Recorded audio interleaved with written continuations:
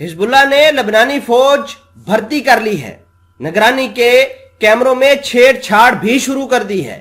Reports کے مطابق لبنان کی شیعہ ملیشیا حزب اللہ لبنانی فوج کے علم کے بغیر ملک کے نگرانی کے کیمروں تک رسائی حاصل کرنے میں کامیاب رہی ہے۔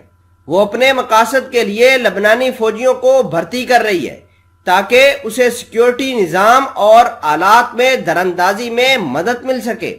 گزشتہ ایک سال کے دوران میں ایران کی حمایت یافتہ حزب اللہ نے لبنانی ریاست کے انٹیلیجنس آلات میں دراندازی کی ہے۔ ذرائع نے الحدیث کو بتایا ہے کہ حزب اللہ غیر قانونی طور پر جن آلات اور ساز و سامان تک رسائی حاصل کرنے میں کامیاب رہی ہے ان میں سے کچھ امریکہ اور دیگر مغربی ممالک کی طرف سے لبنانی فوج کو مہیا کیے گئے تھے۔ اس صورتحال سے باخبر ذرائع نے الحدیث کو بتایا ہے کہ حزب اللہ نے ایچ ایم کے ابتدائی نام والے ایک لبنانی فوجی کو یہ ذمہ داری سونپی تھی کہ وہ اس گروپ کو ملک بھر میں سیکیورٹی کیمروں تک رسائی میں معاونت مہیا کرے۔ ذرائع نے العربیہ کو بتایا کہ اس فوجی کا نام حمزہ شیخ تھا۔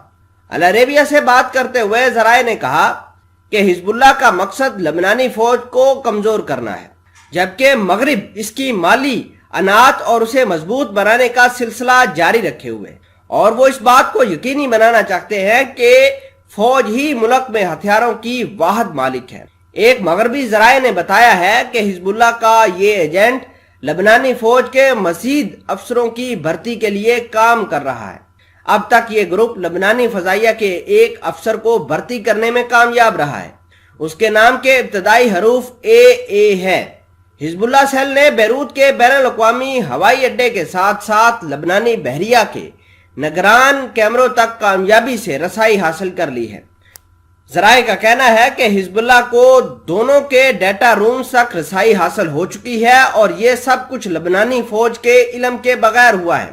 امریکہ اور کئی دیگر مغربی ممالک لبنانی فوج کی حمایت کے لیے برسوں سے کام کر رہی ہے اور لبنانی ریاست کا واحد ستون فوج ہے جو اپنے پاؤں پر کھڑی ہے۔ لبنانی فوج کے لیے امریکی حمایت پر تنقید اکثر اوقات کی جاتی ہے اور اس کے بارے میں ناقدین کا دعویٰ یہ ہے کہ یہ حزب اللہ کے کنٹرول میں ہے، لیکن اس کے باوجود امریکہ اور یورپ نے اس ایجنسی میں اربوں ڈالر کی سرمایہ کاری کر رکھی ہے۔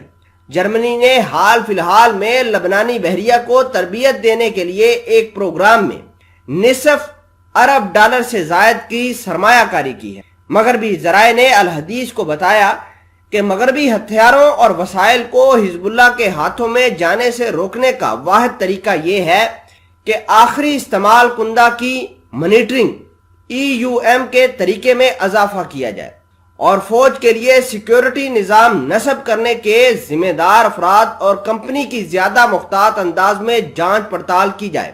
تاہم امریکی محکمہ خارجہ کا یہ کہنا ہے کہ لبنانی فوج EUM کی تمام رپورٹنگ اور سیکیورٹی تقاضوں پر مکمل عمل پیرا ہے۔